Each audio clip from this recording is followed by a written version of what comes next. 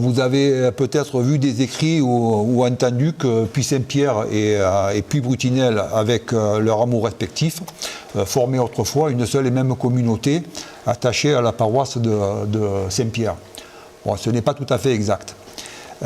C'était en fait deux communautés distinctes qui s'administraient séparément et qui avaient leur propre syndic, leur propre territoire. Bon, par contre, il y avait la particularité, c'est que les limites de territoire entre Puy-Saint-André et Puy-Saint-Pierre, autrefois, n'étaient pas clairement établies. Ceci essentiellement depuis le sommet du Prorel jusqu'ici, qui est le ruisseau de Marguillat. Toute cette zone-là, les limites n'étaient pas clairement établies. Ce qui engendrait un certain nombre de conflits, où d'un côté comme de l'autre, chacun avait des prétentions d'avoir la possibilité de couper des arbres d'un côté ou de l'autre, bon, sans pour autant créer vraiment des rapports de force et il n'y avait rien de vraiment méchant avec ça. Bon, par contre, avec l'érection de la paroisse de Saint-André en 1456, cette louable entente entre les deux communautés a cessé. Et cela a commencé à donner lieu à quelques procès. Bon, il faudra attendre le milieu du XVIe siècle pour que des limites soient vraiment clairement établies. Bon, pour rester dans les limites de territoire, est-ce que parmi vous, il y en a qui ont déjà entendu parler du procès de la montagne des Combes ? C'est un procès qui a connu divers rebondissements qui se sont étalés sur près de 5 siècles. La montagne des Combes faisait initialement partie d'un fief d'une seigneurie locale à qui était rattachée la paroisse de Saint-Martin. Mais indépendamment de cela, la montagne des Combes était laissée à la jouissance des gens de Puy-Brutinel, qui versaient une redevance à cette seigneurie. Bon, par la suite, cette montagne, comme toutes les contrées du Briançonnais, elles ont été acquises par l'autorité comtale, et ce qui a permis au dauphin d'en être le seigneur exclusif. Alors, c'est quoi la montagne des Combes? La montagne des Combes, en fait, c'est toute cette zone comprise entre le ruisseau du Bois, enfin le ruisseau des Combes, pardon, suivant ce tracé. Donc, le ruisseau des Combes et toutes les limites de territoire depuis Saint-André, avec Saint-Martin-de-Querrières et avec Val-Louise.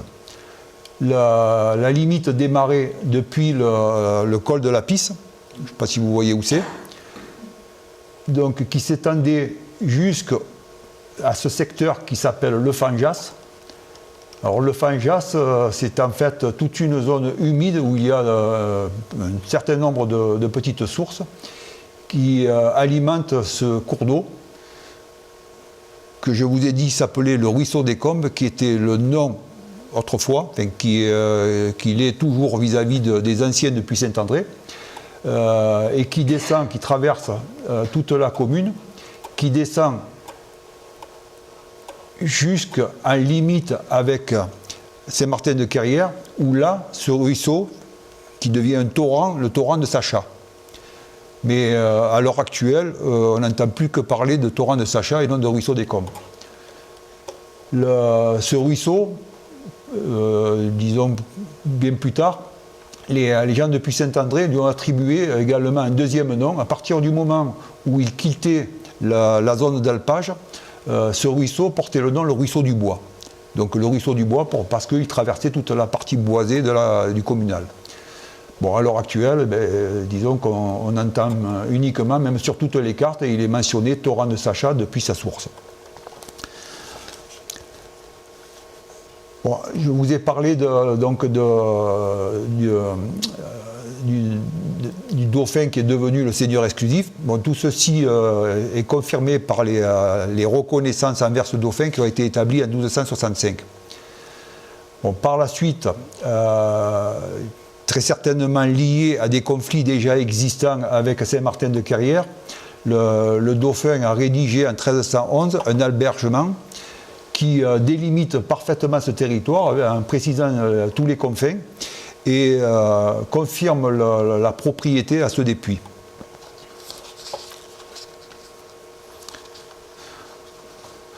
Bon, les différents écrits sur ce procès permettent d'avoir une meilleure connaissance de la topographie de l'époque, dont les noms ont pour la plupart changé, mais surtout apportent des renseignements sur les chalets d'alpage. Bon, ces chalets, autrefois dénommés les granges, n'étaient pas du tout à l'emplacement actuel. Alors, je ne sais pas si vous avez déjà entendu parler des chalets des granges. Non. Bon, les chalets des granges se trouvaient très précisément ici.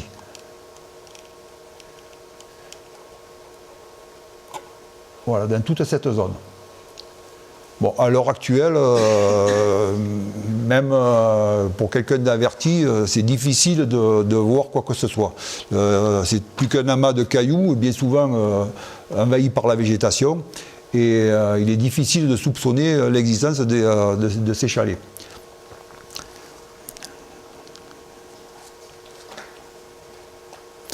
Bon, suivant une sentence arbitrale qui date de 1468, il y avait dans ce secteur 40 chalets. Bon, très certainement que ce nombre a évolué dans le temps, mais c'est essentiellement à partir de 1589 parce que bon, ce nombre de chalets de 40 ne correspond pas du tout au nombre de familles de l'époque, qui était beaucoup plus important.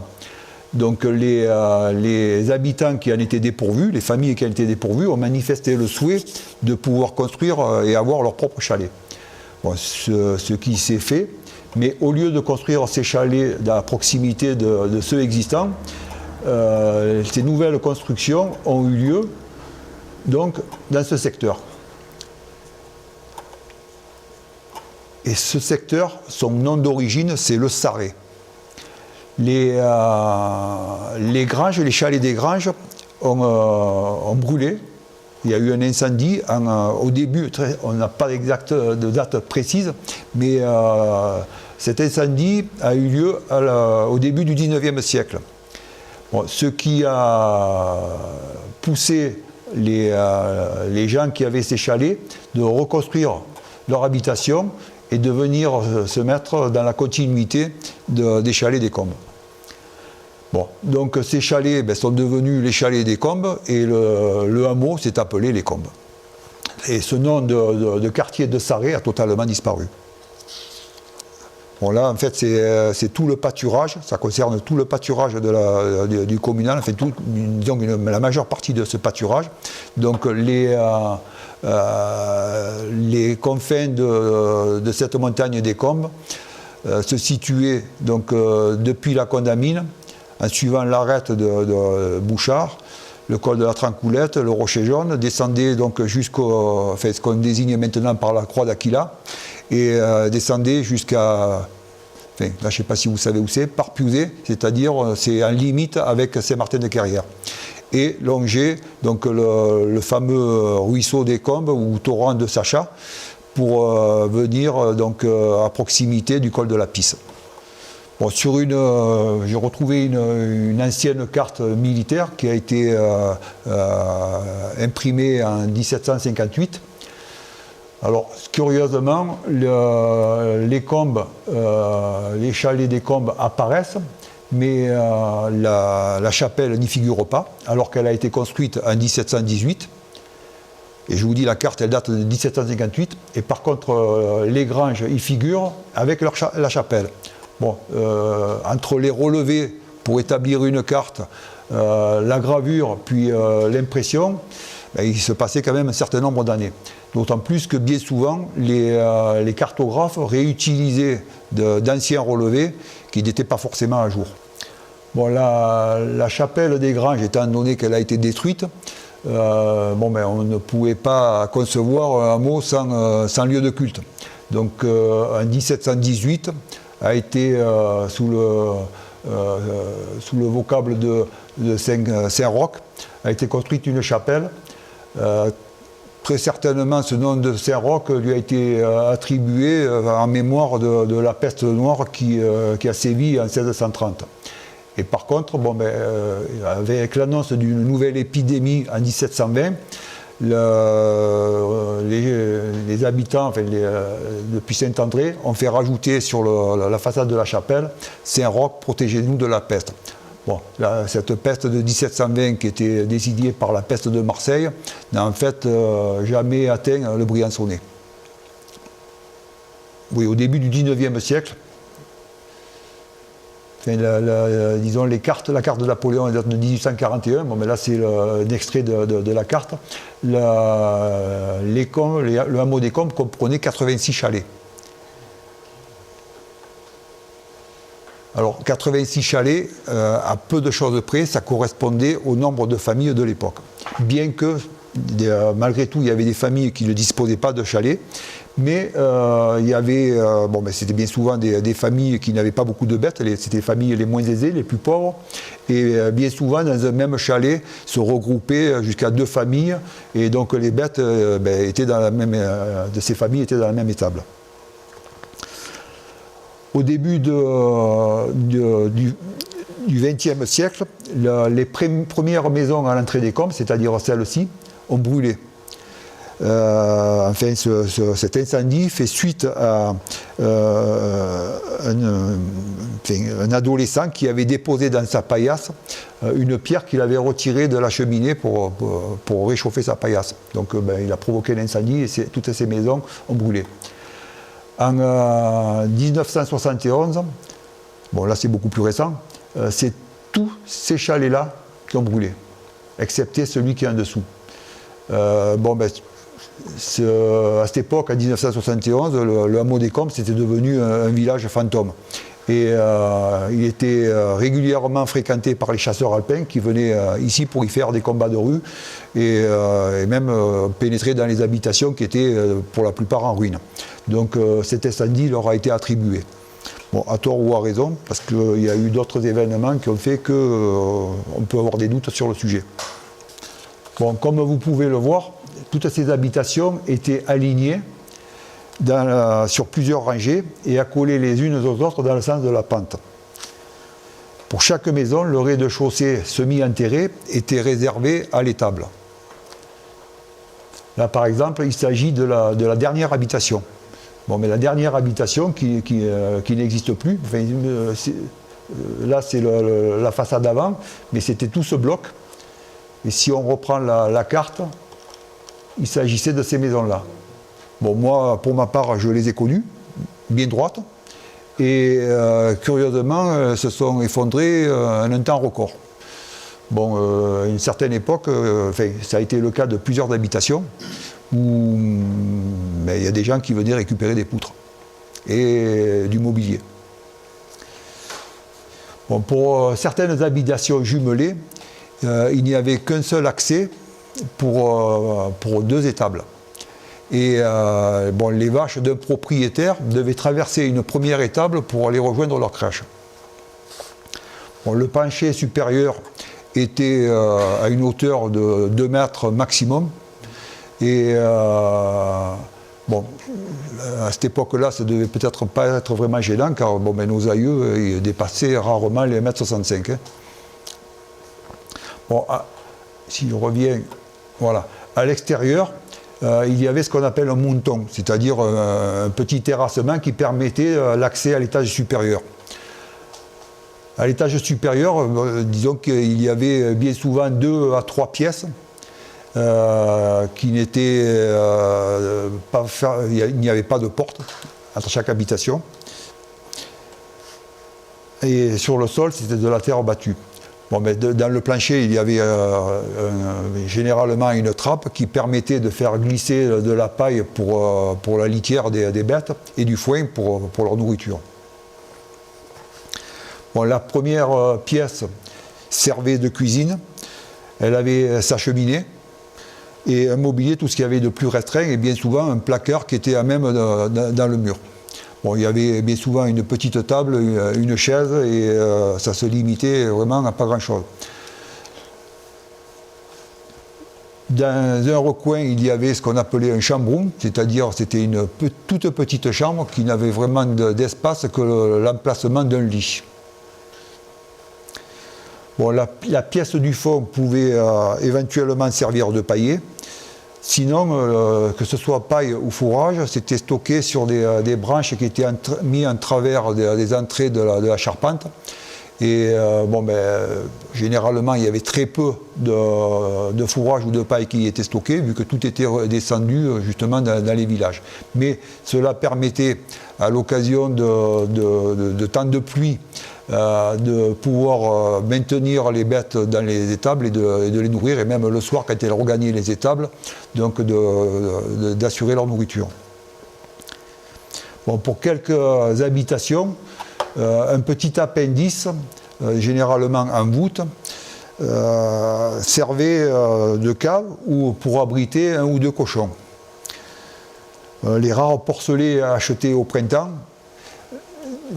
étaient enfermés dans ces petits recoins et attendaient l'arrivée des montagnais pour être libérés et lâchés dans le hameau.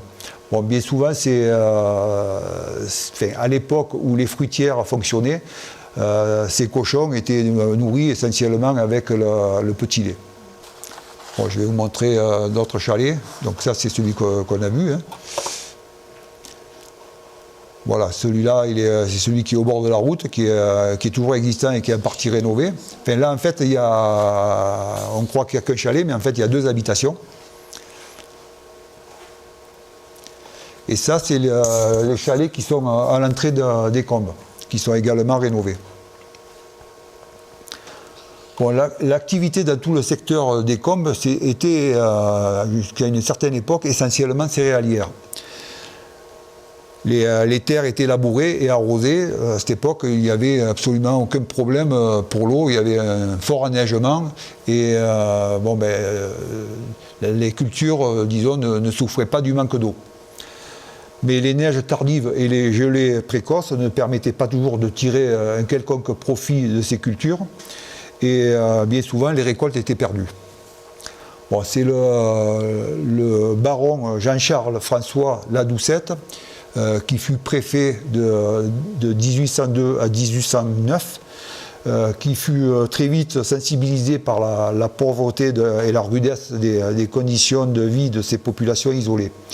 Bon, il fit changer les mentalités en encourageant les habitants de développer une activité fourragère et d'abandonner ces cultures pénibles et ingrates avec un rendement faible et bien souvent incertain.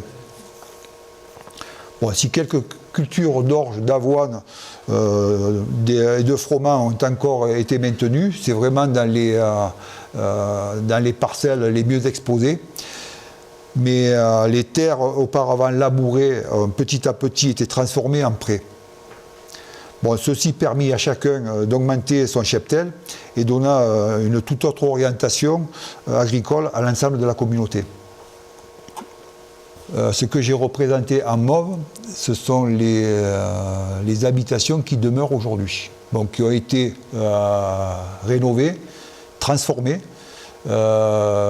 Certaines pas forcément dans un style approprié des chalets d'alpage. Bon, la population bovine était constituée de variétés rustiques désignées sous le nom générique de race des Alpes. Bon, elles étaient, je ne sais pas si vous avez connu les tarines, maintenant on n'en voit plus trop dans le secteur, mais c'était un peu des vaches d'une taille similaire, elles étaient petites et robustes, et elles étaient bien adaptées au milieu montagnard. Mais la production laitière, de chacune se limitait à 3 ou 4 litres de lait. Bon, nous sommes bien loin des aptitudes des vaches sélectionnées d'aujourd'hui qui peuvent atteindre pratiquement les 30 litres par jour. Bon, le parcours qu'elles devaient effectuer tous les jours pour se rendre dans les alpages, et puis pour revenir au chalet des Combes, ainsi que les travaux excessifs auxquels elles étaient soumises à l'époque des labours, avaient très certainement une incidence sur ce rendement. Bon, c'est la promulgation du Code forestier en 1827 qui bouleversa beaucoup disons qui a eu beaucoup de conséquences sur les habitations et les habitants de Puy-Saint-André. Bon, en fait, c'est en 1827, donc par le code forestier, les forêts sont soumises aux eaux et forêts. Et la quasi-totalité de ces forêts était mise en défense pour, assurer leur reconstitution. Bon, ceci avait pour conséquence que du coup les vaches n'avaient plus l'autorisation de pénétrer dans les parties boisées. Et donc pour les habitants, c'était manque de fourrage pour pouvoir maintenir un cheptel suffisant pour pouvoir survivre. Bon, ceci a eu pour conséquence qu'un certain nombre de familles ont préféré s'expatrier et ne plus remettre les pieds sur la commune. Bon, d'un autre côté, le malheur des uns a fait peut-être un peu le bonheur des autres, c'est que du coup les familles restantes se sont retrouvées avec des superficies un peu plus importantes, ce qui a pu les aider à continuer à vivre suivant ces méthodes ancestrales. Bon, jusqu'à la fin du XIXe siècle, l'accès aux combes s'effectuait par un chemin muletier. Bon, je suppose que vous connaissez où se situe l'Érette, c'est-à-dire au-dessus de Puy-Chalvin. Bon, mais ce chemin muletier passait en fait par l'actuel chemin qui se trouve en dessous. Il se suivait ce tracé, donc en dessous de l'actuelle route, et venait desservir ce hameau des Granges qui a brûlé, et puis continuer. Et là, en fait, le tracé actuel de la route, c'était l'ancien tracé du chemin qui conduisait aux combes et qui menait jusqu'au pâturage. Bon, bien entendu, la possibilité de transport de ces récoltes ne pouvait pas se faire correctement. Et bien souvent, lors des moissons, les récoltes étaient descendues à dos d'homme dans les bois ou étaient entreposées dans les chalets. Bon, c'est ce qui a donné aussi ce nom de chalet des Granges. Étaient entreposées en attendant une période plus propice, plus calme dans leurs activités agricoles, et donc c'est-à-dire en automne et jusqu'à l'entrée de l'hiver, pour pouvoir descendre ces récoltes, que ce soit à Puy-Chalvin ou à Puy-Saint-André. Bon, ce n'est qu'au début du XIXe siècle que les chemins ont commencé à être élargis, ce qui a permis d'accéder avec des charretons bien souvent tirés à la force des bras pour faciliter un peu plus la descente de ces récoltes. En ce qui concerne Puy-Saint-André ou Puy-Chalvin, il n'y avait que quelques familles qui avaient à cette époque-là des ânes. Donc ce transport, par les ânes, pouvait se faire, alors que pour les autres familles, tout se faisait à dos d'homme. Bon, les vaches, elles étaient autrefois rassemblées par petits troupeaux de 20 à 35 têtes. Ces troupeaux, en fait, ça concernait quelques familles qui s'assemblaient pour assurer la garde tour à tour. Bon, comme pour les moutons, chacun menait son troupeau où bon lui semblait. Bon, ce qui occasionnait un certain nombre de désordres et une mauvaise gestion des pâturages. Bon, ce manque d'organisation se voyait également au niveau du nombre de fruitières qui existaient aux combes. Il y avait 5 fruitières à cette époque-là aux combes. Bon, c'est à la suite d'une enquête qui a été menée par le ministère de l'Agriculture en 1886 que beaucoup de modifications ont été apportées sur ce mode de fonctionnement. De 5 fruitières, ils sont passés à 3 au début du XXe siècle, puis à 2 guerre de temps après. Bon, ça c'est un inventaire qui a été effectué lors de cette enquête en 1886. Donc on s'aperçoit qu'il y avait quand même une quantité de vaches assez conséquente, ainsi que de génisses, bon, qui étaient, c'était pas seulement pour la période estive, parce que c'était des bêtes qui étaient hivernées. Quant aux bêtes à laine, bon, le nombre était plus conséquent en été, bien évidemment. Les mulets sont arrivés sur la commune vers les années 1870. Il n'y en avait pas auparavant. Avant, il y avait quelques familles qui avaient des ânes, mais les mulets sont arrivés que, disons, dans le courant des années 70, 1870. Bon, avec l'arrivée des mulets, ça a entraîné la disparition des quelques ânes qu'il y avait. Bon, si l'on regarde bien, en 1886, bon, la population de la commune, il y avait pour le chef-lieu 364 habitants pour 80 familles, 164 habitants pour 36 familles à Puchalvin. En ce qui concerne les vaches de Pierrefeu et de Goutot, bon, il y en avait très peu, et il y en avait très peu qui venaient dans les pâturages. Donc si on fait un petit calcul, ça fait à peu près une quantité de 2 vaches et demie par foyer. Bon, en fait, il y avait des familles qui ne disposaient que d'une vache, et les plus aisées en avaient 4, peut-être 5 maximum. Bon, le rapport de ce ministère, du ministère de l'Agriculture, à la suite de cette enquête, a apporté de gros changements. Bon, ce que je vous ai dit, le nombre de fruitières est fini par passer à 2 au début du XXe siècle, mais les troupeaux qui étaient initialement gardés en petite quantité ont été regroupés en un seul troupeau, que ce soit pour les vaches comme pour les moutons, et avec un parcours clairement défini pour les uns comme pour les autres, pour toute la saison d'estive. Bon, ce sont ces règles qui ont été maintenues par la suite pour toutes les décennies qui ont suivi. Bon, avec l'arrivée de l'été, entre la fin du mois de juin et le début de juillet, dès les premiers jours avant la venue des vaches au combe, le sentier qui menait, donc le sentier, c'est-à-dire ce sentier que vous connaissez qui mène donc jusqu'à la barrière et puis après qui mène jusqu'au lac des Partias. Donc jusqu'à ce secteur des Partias était entretenu. Il était entretenu, c'est-à-dire que bon, les branches étaient retirées, les pierres, s'il y avait des crevasses, bon, tout était bouché, de façon à ce que bon, c'était le sentier aussi qui servait de parcours pour les bêtes pour se rendre dans les pâturages, pour éviter qu'elles se blessent. Bon, le premier jour de la venue des vaches au combe, le curé venait dire la messe. Et à la sortie des vaches, avant de gagner le pâturage, elles étaient bénites. Alors, durant toute la saison pastorale, les vaches étaient réunies en 3 vacheries.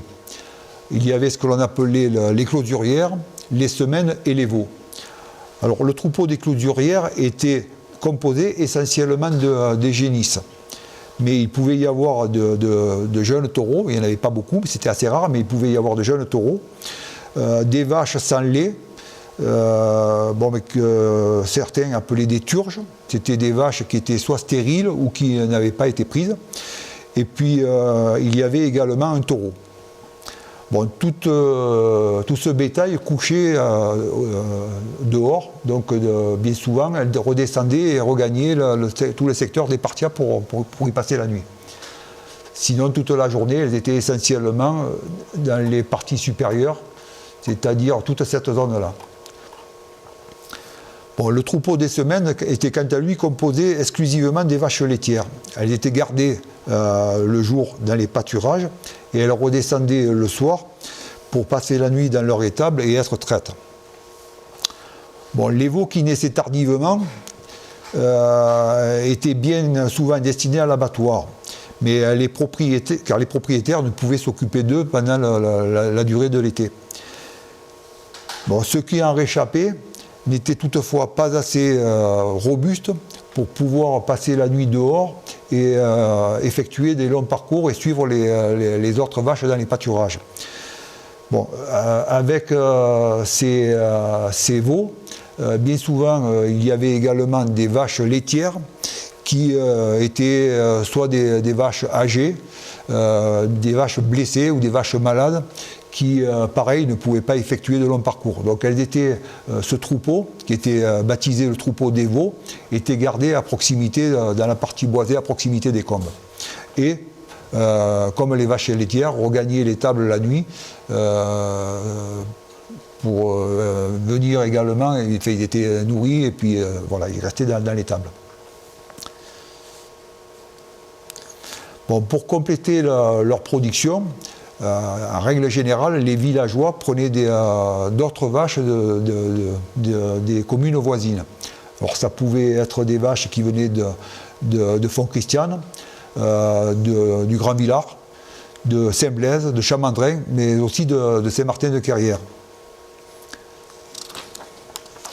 Alors, les vaches, ce sont des animaux qui sont sensibles, familières. Et il arrive que, par ce changement, ces vaches s'ennuient. Bon, et leur production de lait allait en diminuant et on disait qu'elle le retenait. Et une vache qui n'est pas traite régulièrement et à fond perd petit à petit son lait. Aussi, très rapidement, elles étaient ramenées chez leurs propriétaires pour éviter justement ce genre de phénomène. La garde pour chaque troupeau était assurée à tour de rôle et calculée suivant le nombre de vaches, de bêtes de chacun par la répartition d'un jour pour 2 vaches pour les semaines, pour le troupeau des semaines et le troupeau des veaux. Et un jour pour chaque vache pour le troupeau des clôturières. Bon, l'ordre de ces gardes correspondait à celui des maisons en commençant par l'entrée du hameau. Et c'est le maire qui tenait le calendrier de ce tour de rôle de garde. Bon, bien souvent, c'était un adolescent qui était désigné pour effectuer ces gardes et la traite des bêtes dans le chalet d'alpage familial. Bon, durant toute la saison pastorale. Et par cette mutation, on disait, on se met, je ne sais pas si du côté de Puy-Saint-Pierre c'est pareil, non? Bon, c'est-à-dire qu'on changeait de lieu, on changeait de logis. Bon, quand c'était le retour, on disait on se démet. Voilà. Bon, le retour était bien entendu dicté par le caprice du temps et bien souvent l'arrivée des premières neiges. Bon, ça s'effectuait généralement entre le 1er octobre et le 15 octobre. Bon, les bergers étaient dans les derniers temps, dans la période que mes parents ont connue, étaient accompagnés pour leur première journée en charrette. Donc dans les charrettes, on mettait quelques cloisses de paille et puis tous les ustensiles nécessaires pour que ces jeunes ou d'autres personnes aient le nécessaire pour pouvoir faire leur repas. Cette paille, en fait, c'était de la paille d'avoine. Donc on leur fournissait également un sac des couvertures. Cette paille, c'était de la paille d'avoine qui était glissée dans ces sacs, ce qui constituait en fait leur couchage. Bon, le minimum d'ustensiles de cuisine, c'est-à-dire une casserole, une poêle, un bol, une assiette, enfin, il n'y avait vraiment pas grand-chose. Bon, les bols restaient en général dans les chalets d'une saison à l'autre. Bon, une fois arrivé aux combes, le plus urgent, c'était vite d'allumer un petit feu pour assécher l'humidité. Bon, et d'aller se chercher du bois surtout. Ensuite, l'étable était nettoyée. De la paille de seigle qui avait été entreposée donc la saison précédente était répartie dans la crèche des animaux. Bon, aux anneaux, les anneaux étaient scellés dans les parois des murs, au-dessus des crèches. Et toutes les vaches, en fait, avaient chacune leur propre chaîne, leurs propres anneaux. et généralement, elle le connaissait et elle ne se trompait pas, elle savait où il fallait aller. Bon, les habitations, on a vu, elles étaient construites à flanc de montagne, elles étaient pour la plupart petites et robustes. Et lors de la dernière guerre, tous les villageois de Puy-Saint-André et leurs familles y trouvèrent refuge, mais ils ont été très vite rejoints par quelques familles de Puy-Saint-Pierre, ainsi que les familles de Pierrefeu et du Goutot. Ceci a bien entendu donné une activité inaccoutumée au hameau et une autre ambiance. Bon, ils n'y sont pourtant pas restés longtemps, mais ceux-ci ils ne savaient pas le temps que ça allait durer. Hein. Cela a entraîné certaines transformations de ces habitations. Apparemment, il y a eu des cloisons qui auraient été montées et des ouvertures supplémentaires qui ont été réalisées. Bon, le peu de fourrage qui était stocké dans ces habitations permettait donc, selon le besoin et selon le temps de pluie, de donner le manger aux bêtes, qui étaient condamnées à garder les tables. Par temps de pluie, les montagnais regagnaient les combes plus tôt que l'heure normale. Ces granges pouvaient aussi, en cas de mauvais temps, être utilisées à toute hâte pour préserver les moissons en attendant l'arrivée des charrettes. Bon, dès leur arrivée, la première préoccupation était de ramasser du bois, ce que je vous ai dit tout à l'heure. Et bien souvent, en ce qui concerne le repas, comme ils travaillaient les champs en temps normal toute la journée avec leur famille, à Puy-Saint-André ou à Puy-Chalvin, ils avaient rarement l'occasion de pouvoir se préparer à manger. Bon, mais quand ils avaient le temps, s'ils avaient la possibilité de récupérer un bidon de soupe, un quignon de pain et puis peut-être un morceau de tome. Sinon, il fallait qu'ils se débrouillent dans le chalet. Et, des fois, c'était un peu une petite traite. Ils avaient un peu des pâtes, ou peut-être un peu des pommes de terre, des restes de midi. Et ils faisaient leur repas de cette façon-là. En règle générale, ils regagnaient les combes vers 18h30, et entre 18h30 et 19h. Là-haut, donc ils nettoyaient les tables, préparaient pour l'arrivée des vaches, qui généralement arrivaient avant 20h. De là, chacun récupérait les siennes. Comme je vous l'ai dit, ça se passait relativement bien parce que elles connaissaient leur maison et elles connaissaient leur emplacement dans la crèche. Et puis, elles étaient traites. Bon, une fois ce travail terminé, le lait était transporté à l'une des deux fruitières restantes pour y être pesé et comptabilisé par le fruitier. Bon, ces petites fromageries, c'était, je ne sais pas si vous connaissez, le chalet Chancel, qui se situe au niveau de la deuxième fontaine. Donc là, c'était une fromagerie, une fruitière, et il y en avait, la deuxième était située dans ce que nous avons vu tout à l'heure, parmi les habitations qui ont brûlé. Voilà. Elle se trouvait dans cette rangée à peu près, alors je ne sais plus si c'était de ce côté ou de celui-là.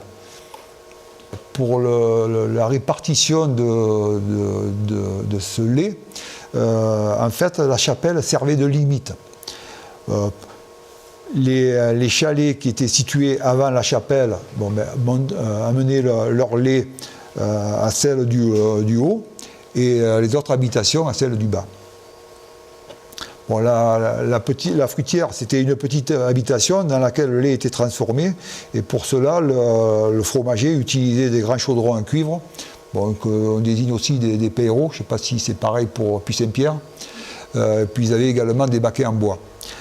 Alors, selon un témoignage, les fruitiers utilisaient le cœur d'un gros chardon pour faire cailler le lait. Et leur production, c'était le beurre, les tomes.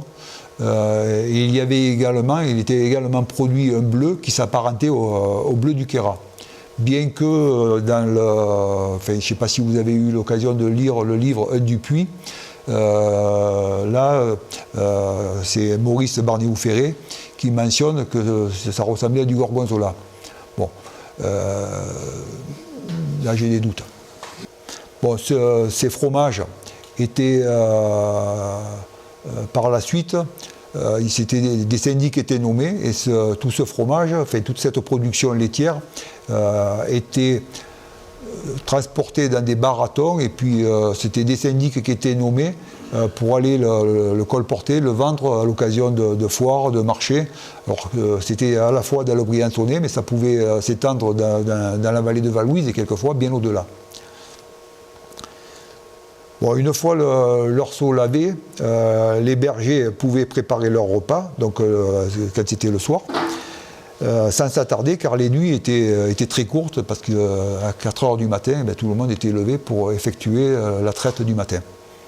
Bon, une fois que cette traite du matin était achevée, donc le troupeau des semaines était constitué. Bon, les semaines, c'est ce que je vous ai dit, c'était les vaches laitières. Donc, alors ça démarrait par les premières habitations qui lâchaient leurs vaches, et puis bon, ça allait dans le sens vers la sortie des combes. Donc chacun lâchait les siennes au fur et à mesure, et on attendait que ce troupeau soit suffisamment éloigné pour faire pareil avec le troupeau des veaux. Bon, il était hors de question de lâcher ces vaches ensemble parce que bon, les veaux pouvaient éventuellement suivre les vaches laitières et puis bon, cela pouvait générer quelques problèmes. Bon, la saison touchant à sa fin, les jours étaient plus courts et les vaches regagnaient les combes plus tôt, ce qui permettait à nos jeunes gens d'avoir un peu plus de temps libre et puis de profiter de leur jeunesse pour faire la fête. Et ils allaient même, ça leur arrivait même très souvent, d'aller danser à Ratière. Bon, l'inverse était également vrai, mais pour les plus courageux, il y en a qui descendaient au Pinet, puis Saint-Pierre, et quelques-uns allaient même bien au-delà. On m'a parlé qu'ils pouvaient aller jusqu'à Sainte-Catherine. Bon, tout ça pour regagner dans la nuit le chalet et puis assurer la traite le matin, dès 4 h du matin. Bon, c'était l'occasion de s'amuser, de rigoler, de danser, de faire des encans. Et puis bon, ça a aussi, par ces différentes occasions, été des rencontres concluantes avec des mariages derrière. Bon, une fois que la traite du matin était terminée, bon, je vous ai dit, c'était essentiellement des adolescents qui occupaient ces chalets. Une fois la traite terminée, bon, mais souvent ils ne prenaient même pas le temps de déjeuner et partaient quelquefois en courant pour rejoindre leur famille, mais souvent de crainte de se faire réprimander si jamais ils arrivaient en retard. Bon, depuis l'Érette jusqu'au Combes, bon, disons que là, la saison allait en progressant et depuis l'Érette jusqu'au Combes, ceux qui s'occupaient des chalets d'alpage avaient également la responsabilité de faucher, de faner et de moissonner toutes les parcelles de tout ce secteur des Combes.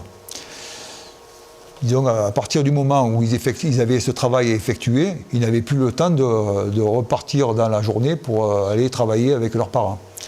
Donc ils restaient au hameau et bien souvent, là encore, ils se débrouillaient comme ils pouvaient pour se nourrir. Bon, c'était essentiellement des soupes avec du lait et donc je vous dis, avec ce qui leur tombait sous la main, et on appelait ça la soupe à la coumba, soupe des combes.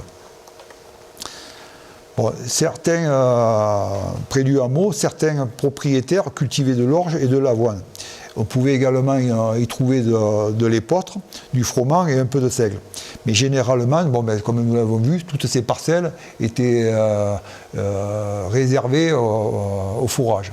Petit à petit, je vous dis, les cultures avaient été abandonnées pour justement augmenter ces possibilités de récolte de fourrage. Bon, au fur et à mesure, pour les quelques parcelles cultivées, au fur et à mesure de la maturité des cultures, le temps manquait pour effectuer tous ces travaux dans la journée. Mais il fallait faire très vite pour ne pas perdre les précieuses récoltes.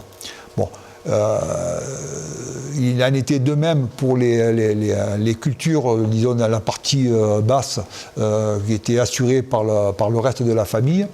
Donc il y avait de moins en moins de parcelles à s'occuper.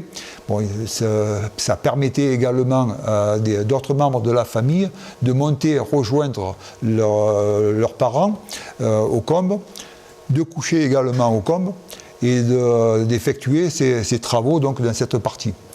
Mais bon, la maturité allait bien entendu en progressant avec l'altitude. Donc il fallait faire très vite et là, bien souvent, la solidarité, parce que tout le monde n'avait pas des parcelles au même endroit, et là, la solidarité entre ces familles intervenait et tout le monde participait justement à faire le nécessaire dans les différentes parcelles. Et puis ils s'entraidaient au fur et à mesure, donc jusqu'à arriver à tout couvrir pendant cette période. Bon, pour quelques parcelles donc, où il y avait des céréales de seigle, le battage se faisait sur place. Pour quelle raison ? Le battage se faisait sur place. Bon, les céréales, elles étaient mises dans des sacs et puis étaient redescendues par la suite donc, au village. Mais par contre, donc, tout ce qui était paille était entreposé dans les chalets, ce qui permettait justement d'avoir cette paille disponible pour la saison d'après, pour les litières des bêtes. Bon, et il en était de même pour une certaine quantité de fourrage jugé nécessaire pour couvrir justement toute cette saison. Bon, les prés de lin, je ne sais pas si vous connaissez, vous savez où c'est ?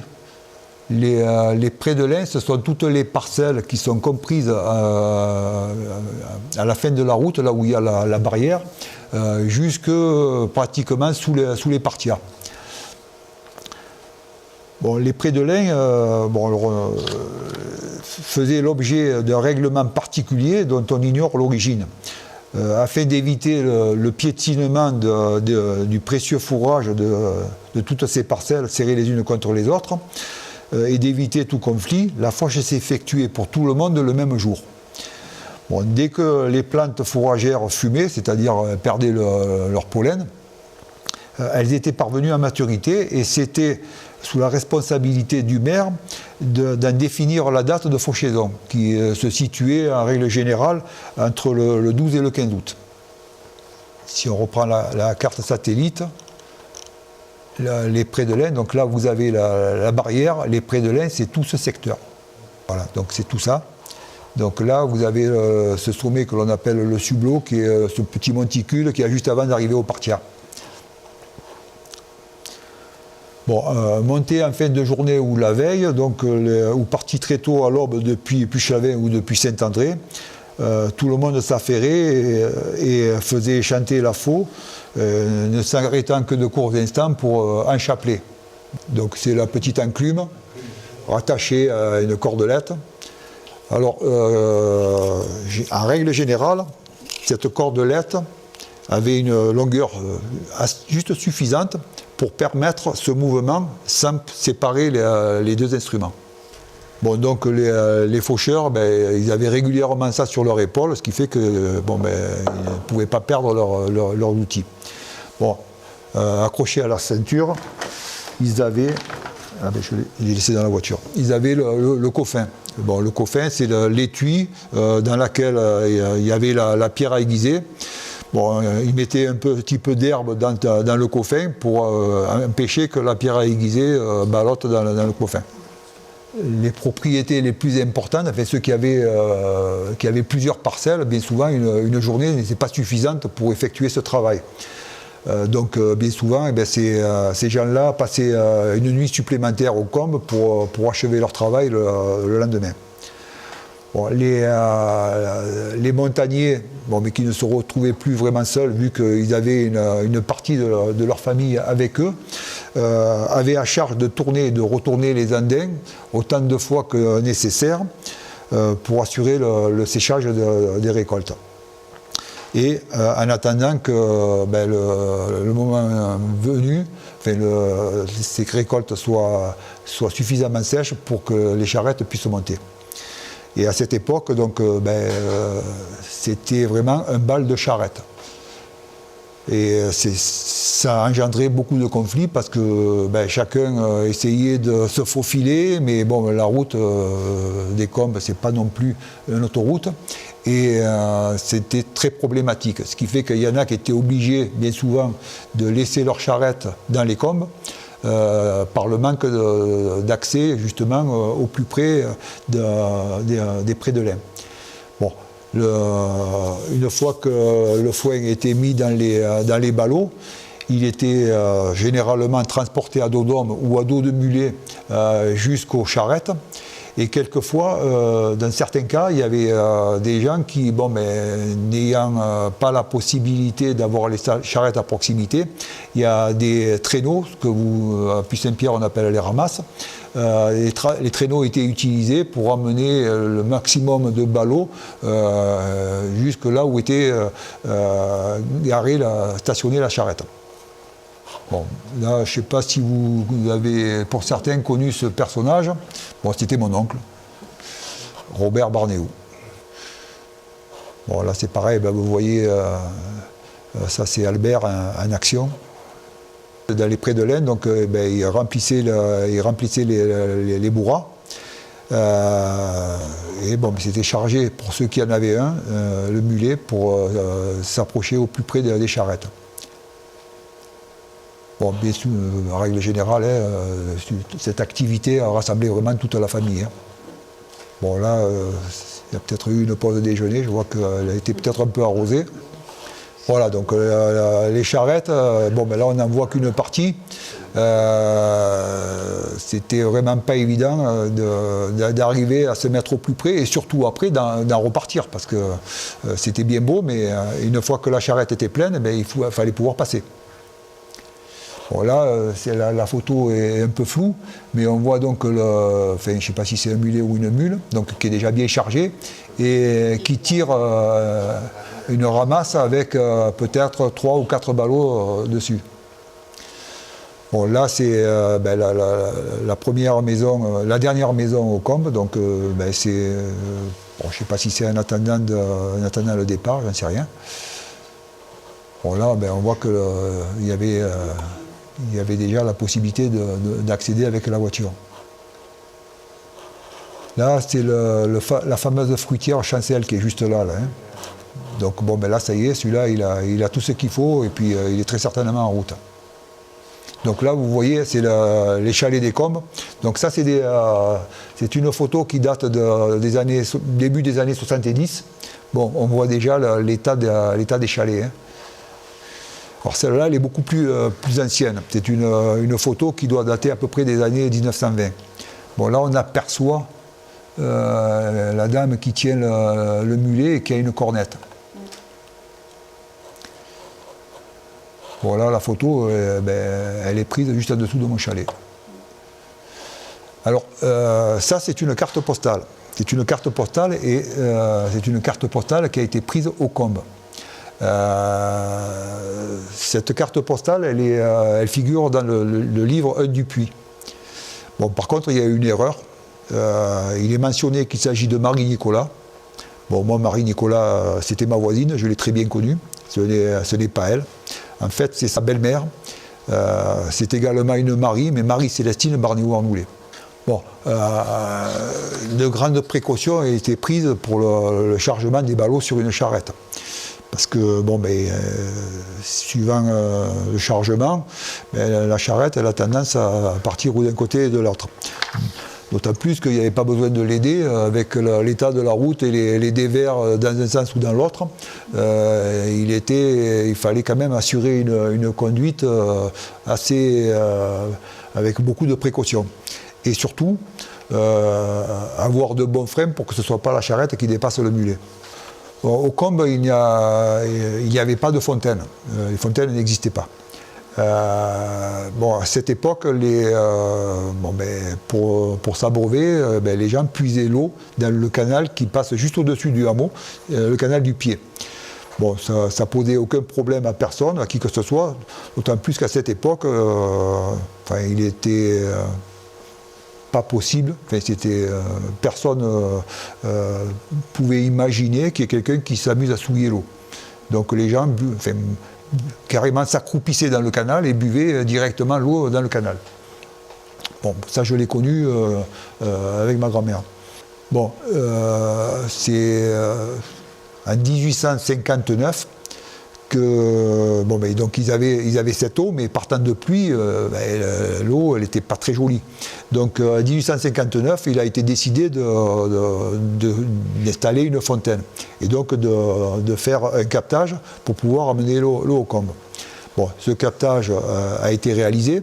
Et en fait, il a été fait, la prise d'eau se faisait dans le torrent de Fissia, c'est-à-dire le torrent qui est juste avant les combes. Et la canalisation a été réalisée avec des chenaux en bois, où donc c'est tous les villageois, tous ceux qui avaient des habitations aux combes qui ont participé à ces travaux, qui ont creusé donc les caniveaux pour pouvoir installer ces chenaux, et qui ont été recouverts de pierres avant d'être totalement refermés. Bon, ces caniveaux, donc je ne sais pas jusqu'où ils allaient, où la fontaine avait été installée, ça je n'ai pas retrouvé, mais tous les anciens que j'ai contactés, personne n'a souvenir de cette fontaine. Là, apparemment, c'est quelque chose qui n'a pas perduré dans le temps et qui a peut-être pas fonctionné, j'en sais rien, peut-être un manque d'eau ou la prise d'eau, le captage, je ne sais pas. Mais toujours est-il qu'à l'occasion de fouilles effectuées en 1896, j'ai retrouvé une partie de ces caniveaux. Bon, le bois était totalement pourri. Par contre, ces caniveaux étaient maintenus par des pieux qui, eux, étaient passés à la flamme, et eux, par contre, ils étaient en parfait état. Bon, ça, c'est pour une petite anecdote. Bon, pour la fête patronale du hameau, c'est-à-dire le 16 août, la Saint-Roch était très généreusement fêtée. Bon, autrefois, cette journée festive permettait à nos villageois de passer une agréable journée et de sortir de leur cadre habituel. Bon, c'était le dimanche, mais souvent, mais ça pouvait tomber en semaine. Et malgré ce, on laissait tomber tout le reste des travaux agricoles et tout le monde montait faire la fête pour la Saint-Roch. Alors, cette fête, elle se passait un peu à la sortie des combes, dans ce quartier qui s'appelle Les Routes. Et à cette occasion, il y a un tonneau de vin qui était monté, qui était attaché à un arbre sur la partie supérieure donc, de ce secteur. Et tout le monde dansait. Bon, et puis profiter de ce tonneau de vin, et puis il y en a qui devaient peut-être profiter un peu plus que d'autres, et c'est vrai qu'ils étaient un peu plus éméchés, et des fois ça faisait rigoler. Avec l'arrivée de l'automne, la vie aux combes, elle touchait à sa fin. Et pour la dernière veillée, on brûlait la vieille. C'est quelque chose qui se pratiquait un peu de partout, hein. Alors, c'était un personnage symbolique qui était réalisé avec des vieux habits dans lesquels on mettait un bourré de paille. Et puis, on dansait, on riait, et puis après, on y mettait le feu. Et tout le monde s'esclaffait, et puis par contre, au fur et à mesure que ce petit pantin de paille se consumait, les gens voyaient aussi, les gens des combes voyaient aussi avec nostalgie disparaître cette activité qui, aux combes, et qui était pour eux, avec qui eux gardaient de très bons souvenirs. Bon, dans les dernières années, on brûlait la vieille, beaucoup plus près des chalets, et dans les derniers temps, c'était vraiment juste au-dessous des chalets des combes. Bon, en fin de saison, donc pour le retour, donc quand il se démêlait, les ustensiles étaient déposés, la charrette montait, les ustensiles étaient redéposés dans les charrettes. Si on avait laissé du fourrage ou de la paille, un surplus en stock, on en profitait pour le descendre et tout le monde regagnait ses habitations. Bon, après avoir quitté les alpages, les vaches étaient introduites dans des quartiers plus accessibles, plus près de Puy-Chalvin ou de Puy-Saint-André. Bon, maintenant, on va revenir sur cette activité pastorale qui a connu un très gros changement. En 1888, sous l'impulsion de Jules Gravier, originaire de La Salle-les-Alpes, a été créée la laiterie briançonnaise. Cette laiterie était plus couramment désignée la laiterie Gravier. Cette société a été implantée à Sainte-Catherine et ils ont fini par effectuer une collecte de lait un peu dans toutes les communautés du Briançonnais.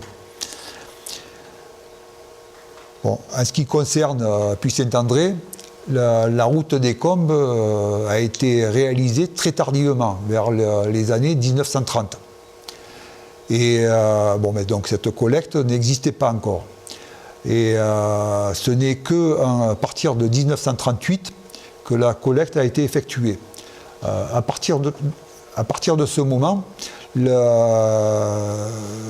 cette collecte permettait d'assurer à nos villageois des revenus avec une activité moins soutenue, la tenue des fruitières, donc il n'y avait plus lieu d'effectuer ces fromages.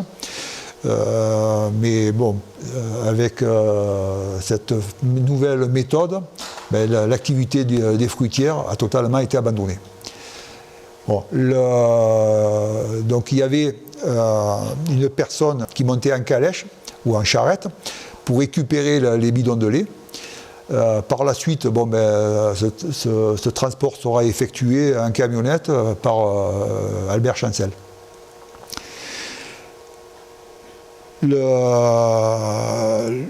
Donc les fruitières ont été fermées et en guise de laiterie, de stockage du lait, c'est au niveau de la première fontaine, il y avait ce qu'on appelle un batcha, un trou, dans lequel étaient entreposés les bidons de lait pour les maintenir au frais en attendant d'être récupérés.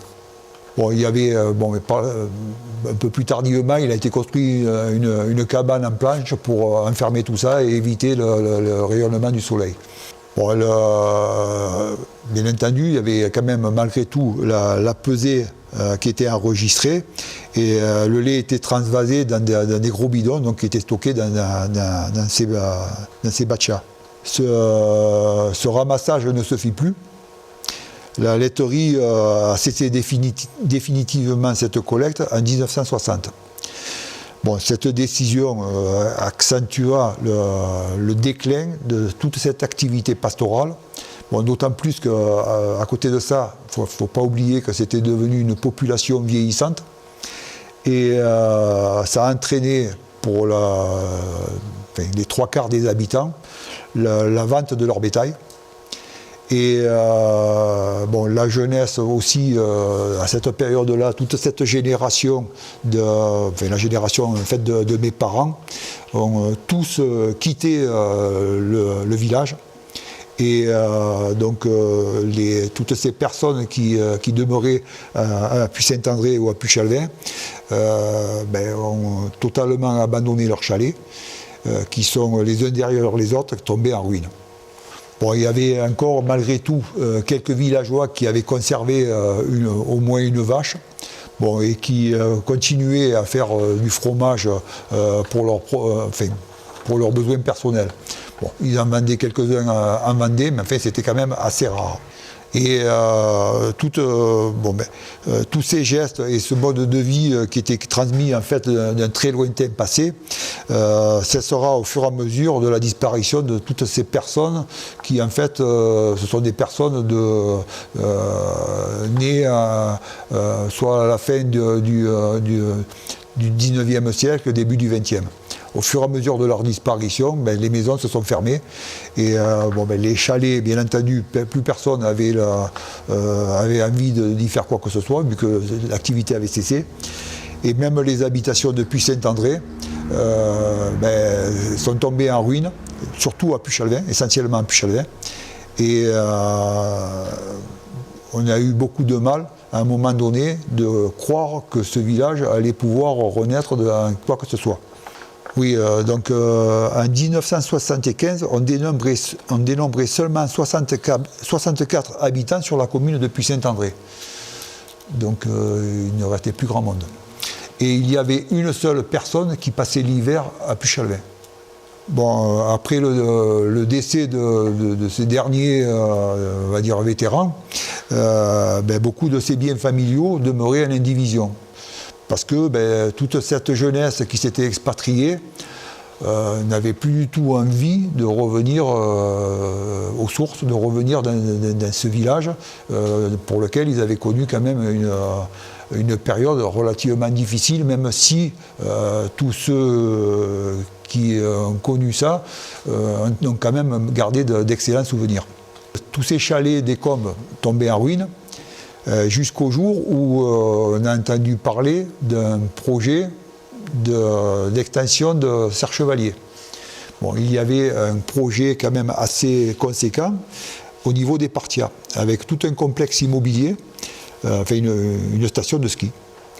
Et cela a entraîné certaines personnes de faire un investissement, mais pas des personnes de la région, mais souvent c'est des personnes de l'extérieur, qui étaient sans doute plus aisées, qui ont acheté ces chalets. Et bien souvent dans l'espoir que ça prenne des proportions très avantageuses pour eux. Bon, ce projet a capoté, n'a pas eu lieu, mais malgré tout, ça avait quand même attiré un certain nombre de personnes, et puis il y a des chalets qui ont commencé à être rénovés, et puis les gens qui effectuaient ces rénovations faisaient le plus souvent sans permis, et ont commencé à faire un peu n'importe quoi. Jusqu'au jour où le maire de l'époque a fait un arrêté en limitant les possibilités de reconstruction ou de rénovation de chalets, a imposé qu'il fallait obligatoirement qu'il y ait au moins la toiture. Donc ça a limité un certain nombre de constructions. Et puis avec exigence d'un permis en bonne et due forme, et ça a compliqué pour certains. Mais de cette période, on a à déplorer, je ne sais pas si au Combes, si vous avez déjà vu, il y a un chalet, un début de reconstruction, des agglos, c'est un peu une verrue au milieu de ce hameau. Et il serait bien qu'un jour ou l'autre, où il y ait une décision qui soit prise pour sa démolition, ou qu'il y ait une construction qui soit faite en bonne et due forme. Bon, à l'heure actuelle, on n'en est pas là, et ça fait quand même maintenant plus de 30, même 35 ans que ça existe. Pour ces nouveaux propriétaires, donc je vous dis généralement des gens de l'extérieur, la tranquillité, elle fut de courte durée. Il y a le projet du ProRail qui a été mis sur la table et qui a fini par être réalisé. Et tout le monde se posait la question de savoir si il n'allait pas y avoir un renouveau avec ce projet des Partias. C'est de là qu'est née en fait cette volonté de créer une réserve naturelle avec l'aide à la fois de la municipalité, des gens depuis Saint-Pierre, puis même des gens du Briançonnais. Cette réserve a fini par être créée. Mais c'était une réserve naturelle volontaire, donc qui n'avait pas un statut pérenne. À un moment donné, il était à nouveau question de possibilité d'extension de la station. Et de là, là vraiment la municipalité depuis Saint-André s'est impliquée. Il y a eu le soutien quand même de pas mal de personnes, et ce qui a conduit à la création de cette réserve naturelle régionale des Partia en 1990. Voilà. Donc comme je vous disais, de par ses statuts, ça présentait quand même un risque. Donc, de là, il y a eu cette idée de pousser plus loin et d'en faire une réserve naturelle régionale. Et c'est la municipalité, avec la région PACA et le soutien et partenariat de la LPO, qui permirent en 2009 de classer ce site en réserve naturelle régionale et de la préserver de façon pérenne. Par délibération, c'est le 13 décembre 2019, sa superficie qui était alors de 685 hectares, elle s'est étendue à 802 hectares. Initialement, donc c'était tout ce pourtour, non compris les prés de lin qui sont ici, et donc l'extension s'étend pratiquement jusqu'à Chauvet. Voilà. Alors par contre, cette réserve est aujourd'hui victime de son succès par l'affluence de ses visiteurs. Ce qui peut paraître un paradoxe pour cette nature qui était préservée auparavant. Désormais, sa flore et sa faune sauvage, qui bénéficiaient avant d'une tranquillité, avant d'être classée réserve, qui bénéficiait d'une tranquillité, doit aujourd'hui s'adapter à un afflux touristique permanent et pas forcément soucieux du respect de cet espace naturel. Il y a eu, maintenant peut-être un peu moins, mais tout au début, il y avait quand même un peu de dégradation. Et il est vrai que à l'heure actuelle, ça fait suite, il y a eu les périodes de Covid aussi qui ont un peu favorisé cela. Il y a eu des périodes de très faible enneigement. Il y a beaucoup de personnes qui se sont improvisées accompagnateurs et qui mènent des groupes de 10-12 personnes dans cette réserve. Et ça fait un tas de véhicules qui montent au combe. Le parking qu'il y a n'est pas du tout adapté, même l'état de la route n'est pas du tout adapté à ce genre cette population qui est quand même très importante. Et même au combe, cela commence à générer un certain nombre de conflits parce que l'état de la route ne permet plus, dans certains cas, d'accéder au parking. Déjà, il n'y a pas assez de place pour tout le monde et beaucoup de véhicules viennent stationner au combe. Ce qui fait que même ceux qui ont un chalet au combe, des fois, ils arrivent, ils n'ont même plus de place pour se garer. Mais mis à part ça, il se passe aussi un autre phénomène, c'est qu'il y a beaucoup de gens qui ne viennent pas forcément pour voir la réserve. Cette réserve, elle est aussi inscrite dans pas mal de revues spécialisées. Même au niveau de Briançon, à l'Office du tourisme, on en parle. Donc ça génère de plus en plus de curieux.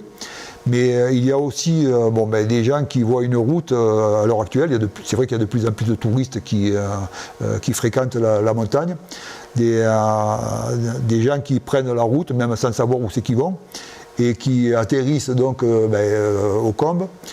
Beaucoup aussi y viennent parce que si on regarde la carte IGN, on y voit un lac magnifique, vraiment facile d'accès.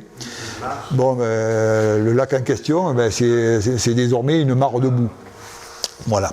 Alors que ce lac, il n'y a pas si longtemps, voilà, 2010. Et ça au mois de juillet.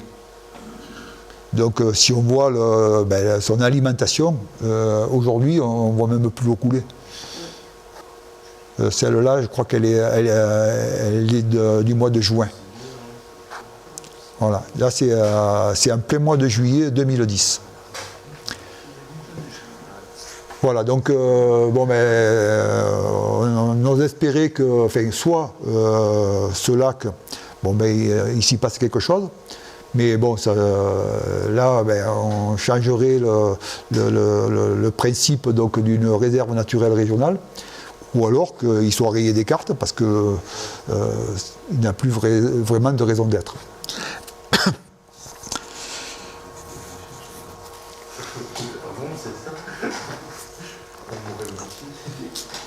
Bon, pour ma part, c'est quand même quelque chose que j'ai connu toute ma vie. Et même à différentes époques, j'avais même sollicité les municipalités pour qu'ils y fassent quelque chose, avant que ce soit réserve naturelle. Mais bon, jamais personne n'a eu le courage d'y faire quoi que ce soit. Ce que je trouve vraiment dommage. Alors que les possibilités, ça existe. Bon, il y a quand même, il est vrai, un gros problème à l'heure actuelle. L'enneigement que l'on connaît n'est pas terrible, et d'une année sur l'autre, on s'aperçoit que cet enneigement va en diminuant. Donc, ce petit ruisseau qu'il alimentait, maintenant, il est systématiquement à sec. Les quelques petites résurgences qu'il y a autour, c'est pas ça qui peut permettre justement d'alimenter ce lac. Alors il y a cette source qui est utilisée pour alimenter la cabane des Partias. Ça serait un petit pipi pour alimenter tout ça, donc ça serait quand même insuffisant. Donc c'est vrai qu'aujourd'hui, il faut faire avec les conditions climatiques. Et il n'y a vraiment plus de solution, je crois, aujourd'hui.